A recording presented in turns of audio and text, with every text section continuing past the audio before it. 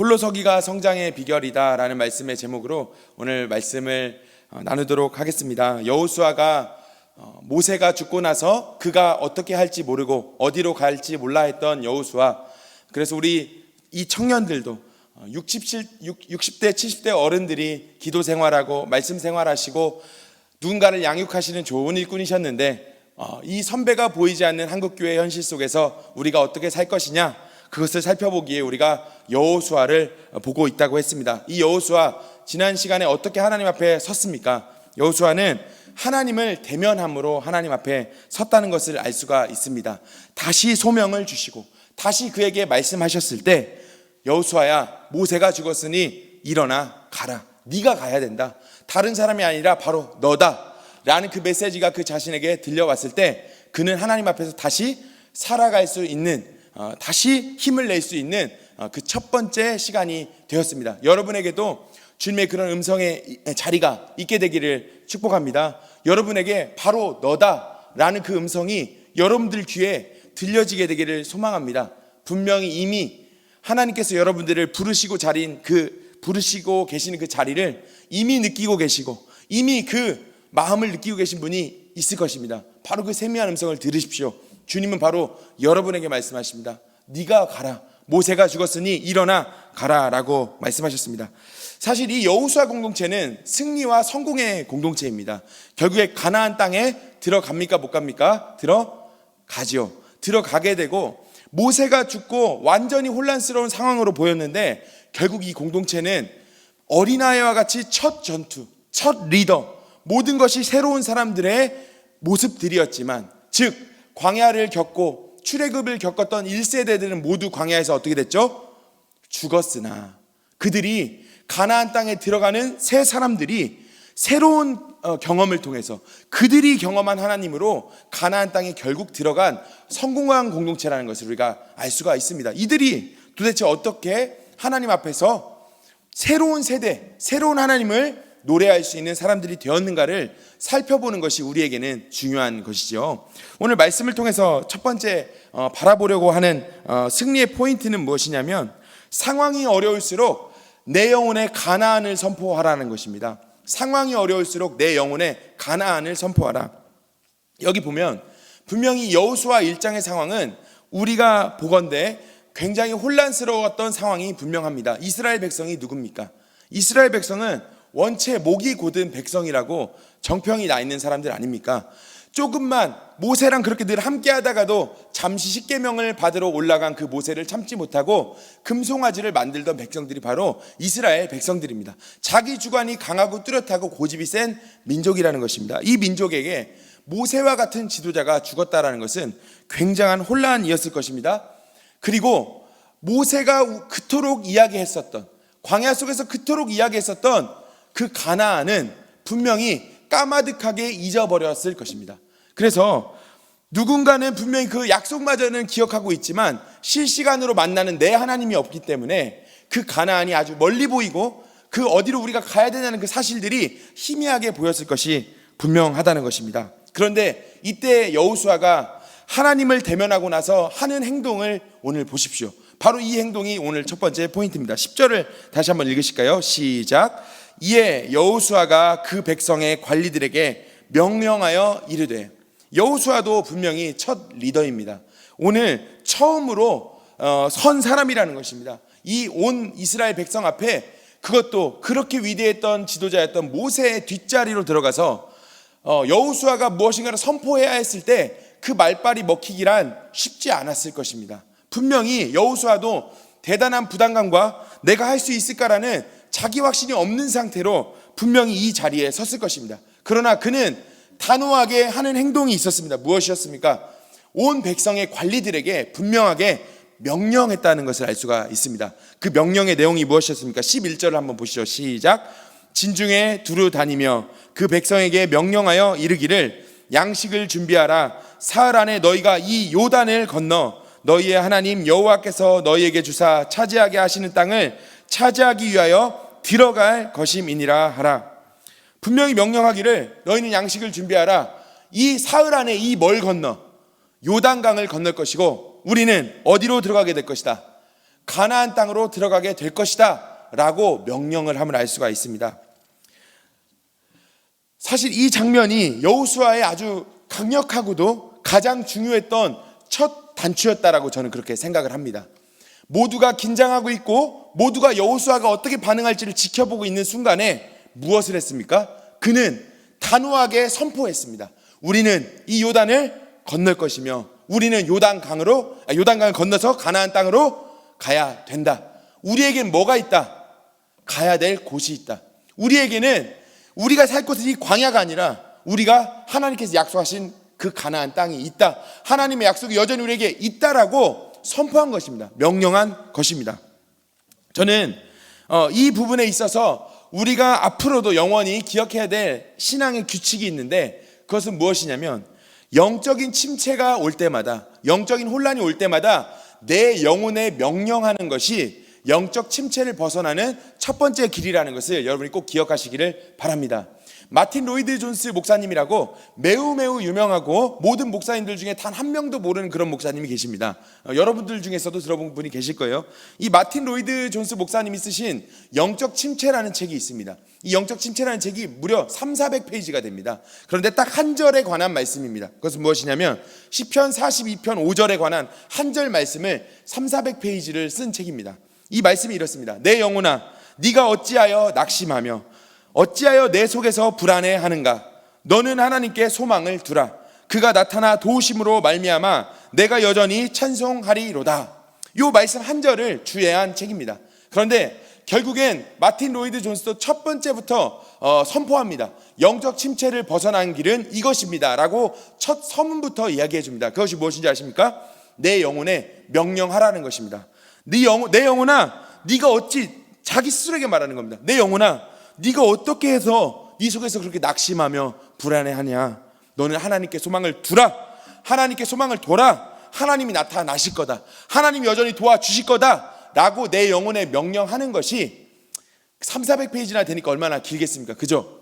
다 집어치우고 여러분 읽을 리가 없으니까. 그렇죠? 저도 완독은 안 했습니다. 그러니까 내 영혼에 명령하는 것, 선포하는 것, 내가 여기서 머무를 사람이 아니라고 선포하는 것이 영적 침체를 벗어나는 첫 번째 길이라는 걸 꼭 기억하십시오. 자, 저는 압니다. 생각보다 절망의 힘이라는 것이 굉장히 크고 강력하다는 것을 저도 압니다. 제가 여러분들을 보면서도 여러분들이 사실은 절망을 바로 옆에서 마주하면서 그 절망의 길을 걸어갈까 소망의 길을 걸어갈까를 언제나 그 간극 사이에서 왔다 갔다 하는 것을 제가 많이 느낍니다. 여러분, 이 중에서는 바로 대학에 올라가야 했지만 재수를 경험한 지체들이 꽤 여럿 있을 것입니다. 재수를 지금도 준비하는 지체들도 이 중에 있습니다. 그러면 다른 사람들이 다 대학에 갈 때 재수를 한다는 것 별거 아닌 것 같아 보이지만 절대 별것 아닌 것이 아닙니다. 그 사람에게는 어마어마한 절망의 늪이죠. 취업의 문턱에서 한 번, 두 번 무너지다가 몇 년째 취업이 안 되는 경우가 다가오면 이 절망이라는 것은 우리가 그렇게 쉽게 생각할 수 있는 그런 차원의 것은 아닙니다. 더욱더 문제는 무엇인지 아십니까? 우리가 영적 침체에 들어가면 문제가 되는 것은 무엇이냐면 나 자신이 나 자신을 믿어주지 못한다는 데 문제가 있습니다. 나 자신이 가장 나를 미워하고 나 자신이 나 자신을 가장 무능력하게 생각하는 것이 문제입니다. 절망을 마주할 때 절망 그 상황도 문제이지만 그 절망을 마주하면서 내가 작아지고 내 안에서 내가 외치는 겁니다. 야, 이 멍청아, 너는 무능하잖아. 야, 다른 사람 저렇게 다 학교 가는데 넌 뭐하고 있는 거야? 야, 이 멍청한 바보야. 다른 사람 저렇게 다 자기 살 길 찾아서 가고 있는데 도대체 넌 뭐하고 있는 거야? 라고 끊임없이 자기 자신이 자기를 절망 가운데로 더 몰아가고 더 폭압 가운데로 몰아간다라는 것입니다. 이때 무엇을 해야 이 자리에서 떨쳐나올 수 있단 말이죠? 바로 자신의 영혼에게 명령하는 것입니다. 명령하는 것입니다. 주님이 나를 이 자리에 두지 않으셨다. 이 자리는, 이 절망의 자리는 내가 영원히 있을 곳은 아니다.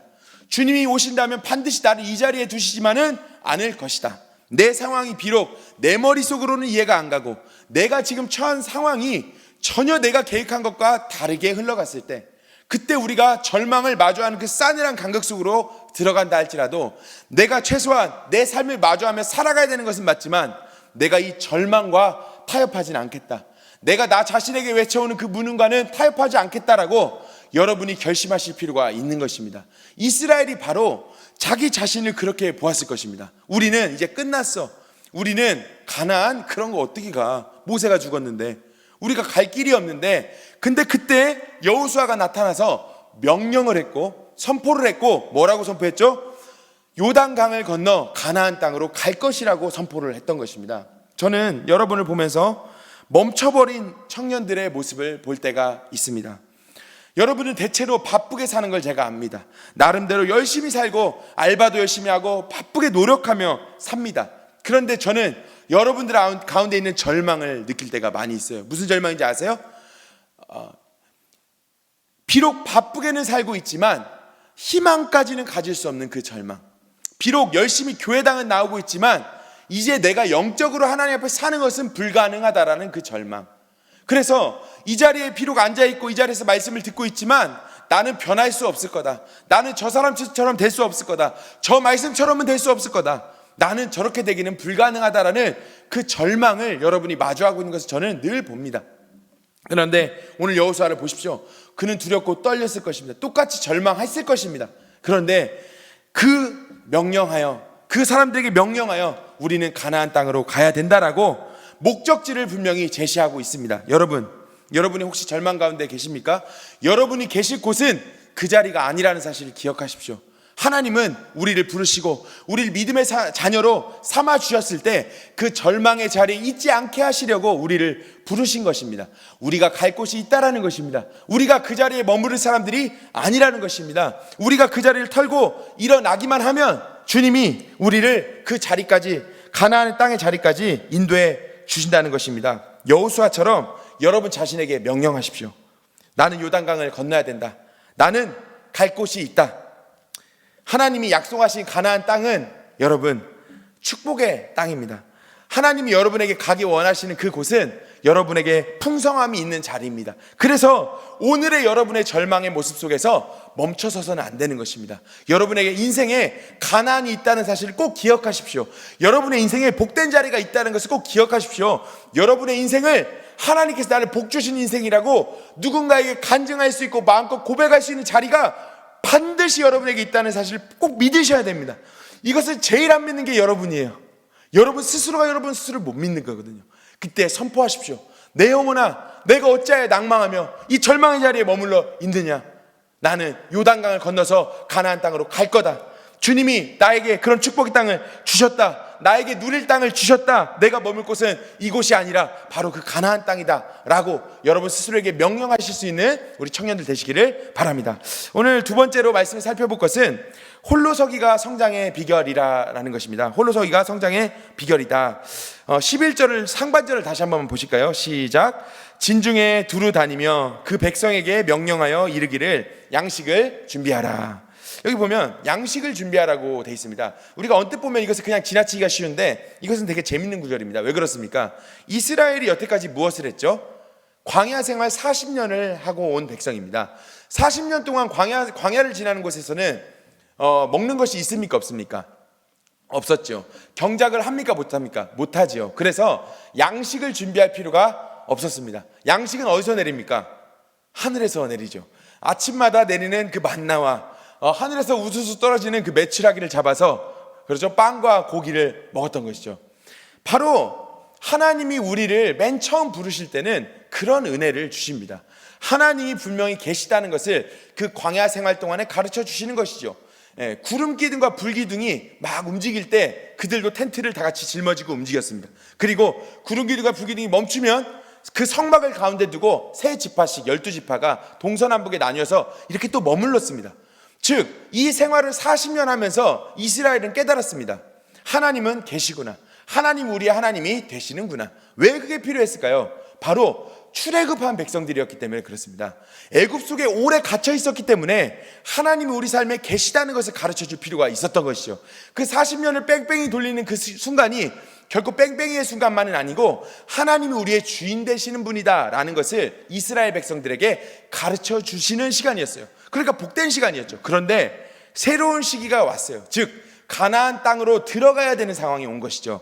이 가나안 땅은 이 광야의 생활이 맞습니까? 아닙니까? 아니에요. 그래서 이제 만나와 메추라기가 내립니까? 안 내립니까? 안 내리죠. 즉 믿음의 새로운 방식으로 주님이 인도하신다는 사실을 여호수아는 보고 있었던 것이죠. 그러니까 여러분들의 믿음의 단계가 어느 정도는 있다라는 것을 여러분도 아셔야 됩니다.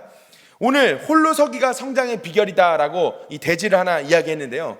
결국 믿음의 어느 순간에서 여러분이 어떤 순간에서 강력한 믿음의 사람으로 여호수아처럼 서기 위해서는 여태까지 먹던 만나와 메추라기가 더 이상 끊기고 내가 들어갈 가나안 땅, 새로운 새 땅은 새로운 삶의 규칙과 새로운 양식이 필요하다는 사실을 인지할 필요가 있다는 것입니다. 여태까지는 은혜로 살았죠. 그런데 이제는 여러분의 실력으로도 살아야 됩니다.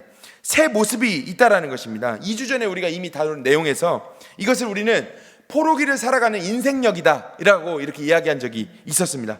기적으로만 살 수 없다는 것입니다. 가나안 땅에서는 이제 여기가 젖과 꿀이 흐르는 경작이 가능한 땅이기 때문에 양식을 준비하며 살아야 된다는 것입니다. 이 전쟁을 준비하면서 양식을 준비하라고 한 것이죠.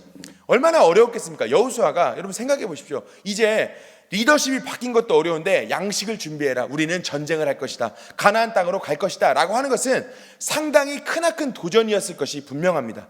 여러분도 제가 드리고 싶은 말씀은 이 도전을 받아들여야 된다는 것입니다.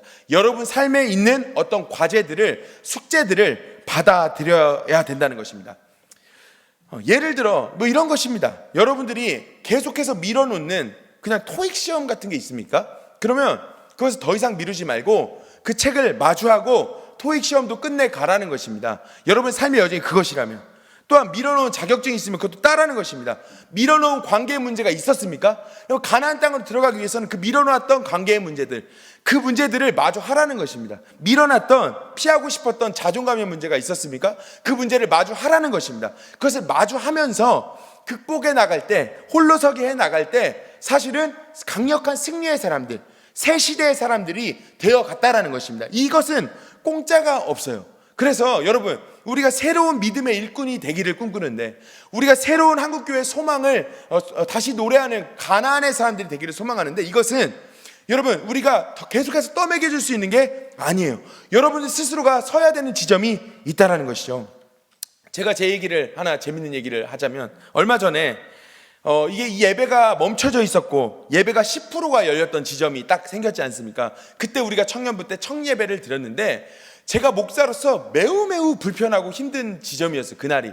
왜냐하면 10%가 갑자기 풀렸기 때문에 청년들이 사회적인 메시지가 교회를 아직 가라라는 메시지로 저는 예민하기 때문에 청년들은 그래서 받아들이지 못하고 많이 오지 못할 거라고 예상을 사실은 했었습니다. 그리고 많이 오지 못하고 그러니까 예배를 세팅하고 준비하는 우리들조차도, 리더그룹조차도 다 모이지 못할 것이 제 입장에서 걱정이 좀 됐었어요, 많이. 그러다 보니까 이 예배를 끌고 가야 되는데 신입생도 올라오는데 야, 이 작은 인원이 이 큰 본당에서 예배를 드린다면 얼마나 사실은 초라하고 예배 분위기가 참 어려울까, 이걸 생각하니까 막 너무 미치겠고 두렵고 떨리더라고요. 그래서 다른 교육자분들이 같이 좀 힘을 합쳐서 사부 예배니까 어쨌든 이거 세팅을 좀 맞춰도 가볼까, 이런 고민을 하면서 담임 목사님께도 이렇게 보고를 드렸어요. 담임 목사님께서 저에게 이렇게 지도를 해주셨어요.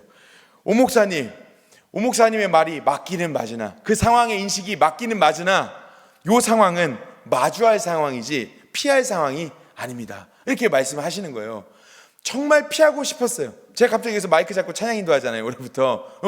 피하고 싶었어요. 안 하고 싶었어요. 다른 교역자나 누군가한테 맡겨서 인원이 적든 뭐하든 아무렇지도 않은 척하면서 예배드리고 싶었어요. 그런데 목사님께서 피하지 말고 마주하라, 정말 도망가고 싶고 피하고 싶고 원망스러웠어요. 그런데 막상 마주하니까 이제 난 죽었구나, 이제 큰일 났구나 라고 생각했는데 요 시기를 한 달 버티고 2달 버티니까 성장해가는 제 자신을 봅니다. 좀 더 단단해져 가는 제 자신을 봅니다.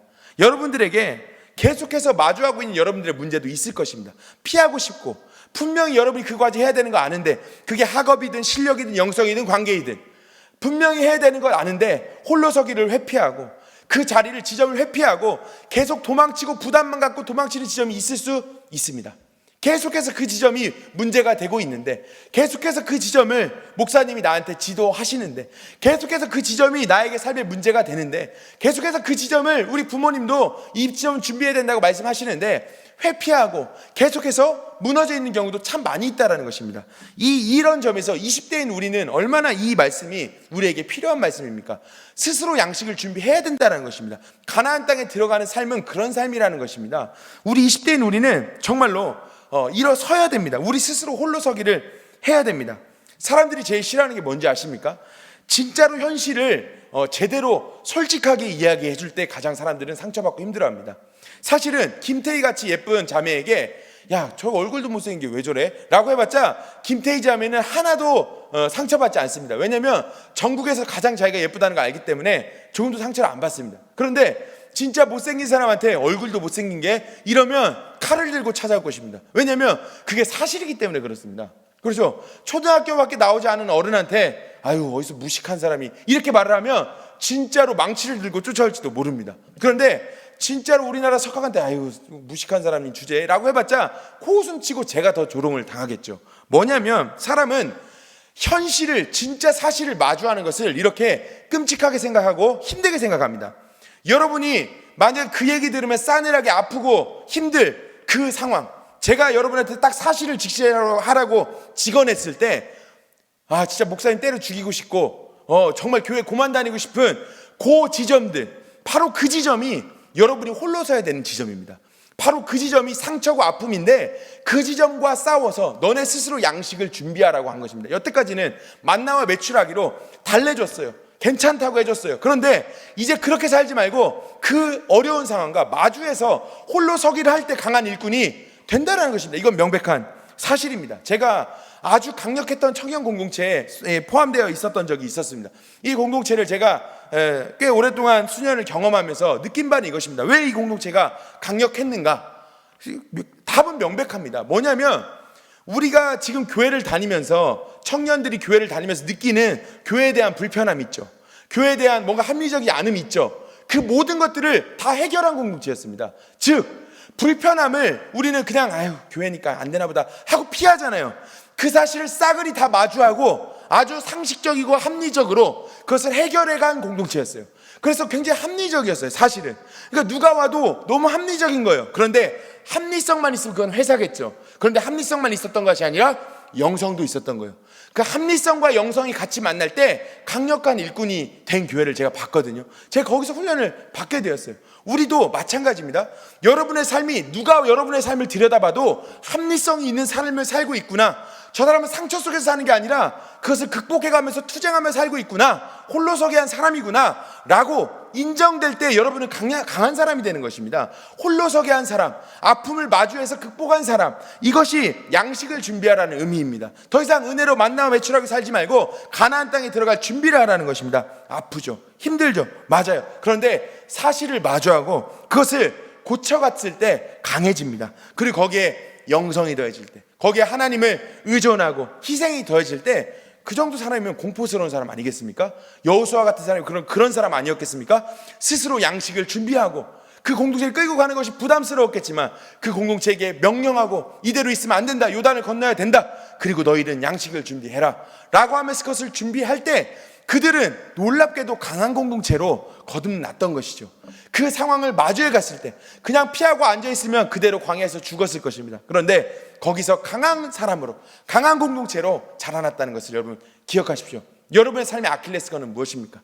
누군가가 직언해 온다면 사실은 정말로 창피하고 어려운 일은 무엇입니까? 그 부분을 극복하십시오. 그 부분을 마주하십시오. 그 부분에서 홀로 서는 것이 여러분이 진짜 강해지는 비결입니다. 괜찮은 척, 아닌 척, 나이스한 척 하지 마시고 그 부분을 인정하시고 받아들이십시오. 어떤 목사님께서 저한테 이 말씀을 직언하시더라고요. 돌직구로. 오 목사님 설교를 들으면 참 따뜻해요. 그러니까 그 목사님 말씀 그래요. 그리고 목회적이에요. 그런데 오 목사님 설교를 들으면 느끼는 게 있어요. 그러면서 이분이 하는 말이 오 목사님은 참 사람을 못 믿는 것 같아요. 이러더라고요. 근데 아주 깊은 얘기거든요. 그 얘기가. 그러면서 저한테 말을 하더라고요. 근데 그 깊은 지점에 들어가면 뭐가 있는지 아세요? 오 목사님은 오 목사님 자신을 못 믿는 거예요. 그리고 오 목사님 자신을 가장 사랑하지 못하는 사람인 거예요 라고 말을 하더라고요. 근데 그 사실 앞에서 굉장히 뼈저리고 아프고 좀 싸늘했어요. 힘들었어요. 왜냐하면 맞거든요. 제가 사실은 제 자신을 가장 인정해 주지 못하는 사람이거든요.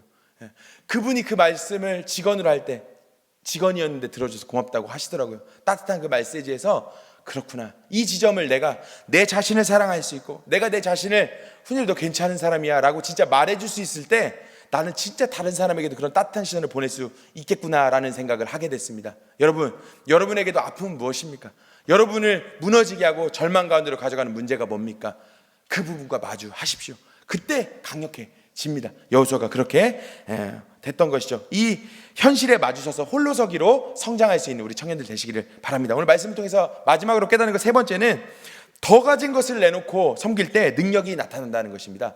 더 가진 것을 내놓고 섬길 때 능력이 나타난다.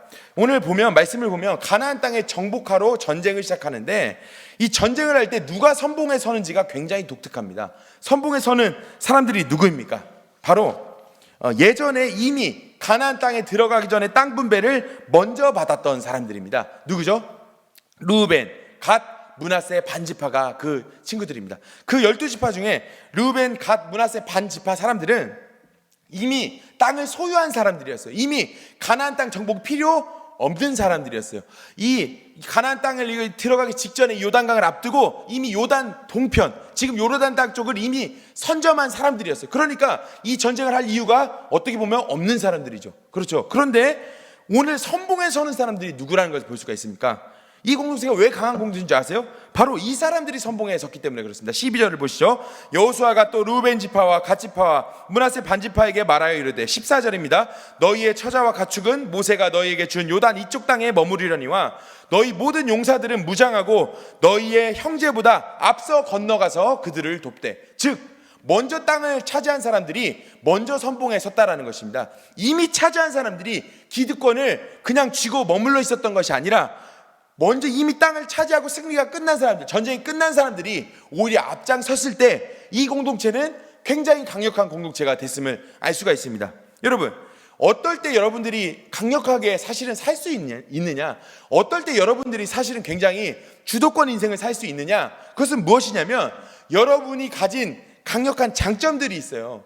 그 장점들을 낙차큰 희생으로 떨어뜨릴 때 그때 사람들은 거기서 어떤 강력한 힘을 느끼게 됩니다. 즉 저는 노래를 사실 잘 못하잖아요. 잘 못하니까 앞에서 찬양 인도를 해도 사람들이 크게 감동을 못 받아요. 그런데 노래가 원래 잘하는 사람들 있잖아요. 가수 같은 사람들. 그런 사람들이 여기 앞에 서서 이게 뭐 대단한 스테이지도 아니고 우리가 여기 무슨 스타디움도 아니고 그렇잖아요. 그런데 여기서 자기의 재능을 가지고 사실은 이 자리에서 그 재능을 베풀어 줄 때 어떤 감정을 느끼죠? 야, 이 자리에서 저렇게 소중한 재능을 써주는구나 라고 느끼잖아요. 바로 그 낙차 속에서, 그 희생 속에서 사람들은 어떤 힘을 느끼는 거거든요. 보시면 이 사람들이 이미 가진 사람들이 앞장섰기 때문에 나머지 사람들이 따라왔지 않겠습니까? 먼저 가졌다고 내뺐으면 분명히 분열이 일어났을 것입니다. 그런데 먼저 가진 지파들이, 먼저 땅을 소유한 지파들이 먼저 선봉했었습니다. 먼저 죽을 것을 각오했다라는 것입니다. 어떻게 여러분 인생을 주도권 가지고 살 수 있습니까?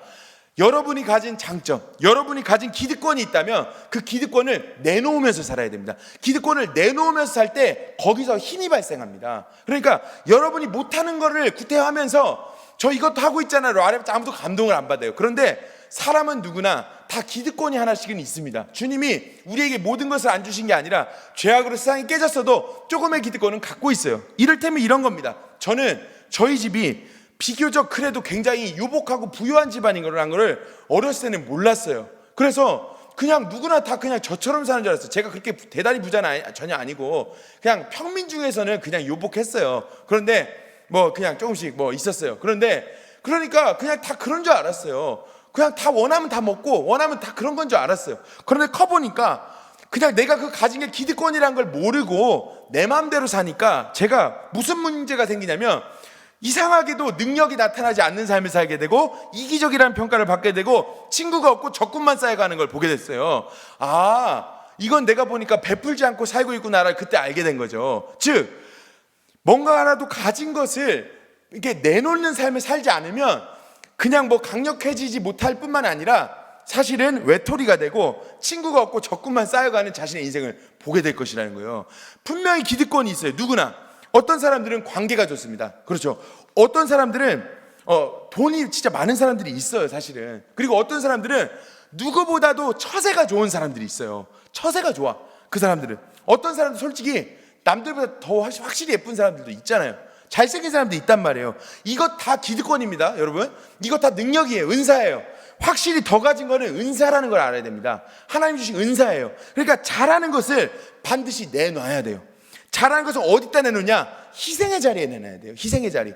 돈이 많은 사람은 돈을 풀어 헤치는 데 내놔야 되고, 예쁜 사람은 도저히 예쁜 애가 하지 않을 것 같은 그 자리에서 그 섬김을 해야 되고. 뭔 말인지 아세요? 그렇잖아요. 일머리가 있는 애는 완전히 허드렛 일 같은 데서 그 똑똑한 일을 해줄 때 사람들은 공포를 느끼는 거예요. 야, 저렇게 유능한 애가 이런 허드렛 일을 하고 있다니.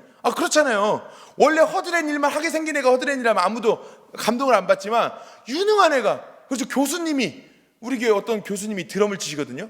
예, 그것도 우리 스카이 대학 중에 하나인 그 한 교수님께서 드럼을 치시고 막 연습하시고, 저는 신들매 풀기도 감당하지 못합니다 이러면서 막 드럼을 치신단 말이에요. 거기서 사람들은 감동을 받잖아요. 저 바쁜 분이, 저 유명한 컴퓨터 공학자가 드럼을 이렇게 막 어설프지만 막 노력하면서 할 때 그 낙차를 느끼잖아요, 사람들이.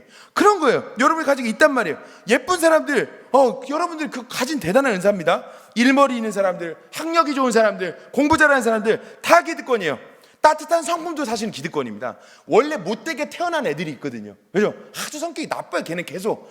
따뜻한 성품이면 사실 사람들이 좋아해 주잖아요. 그게 은사예요. 그거를 나만 갖고 내 친한 사람하고만 누리지 말고 쓰라는 거예요. 성격 나쁜 애들에게 손 내밀어 주라는 거예요. 야, 제가 왜 저게 쟤한테 손을 내밀어 주지? 아니, 그때 공포스러움이 나타나는 거예요. 그때 강력해지는 거예요. 영향력이 커지는 거예요. 더 가진 것으로 섬기고 나누십시오. 그걸 내놔야 됩니다. 그걸 내놓을 때 강력한 공동체가 되고 강력한 사람이 됩니다.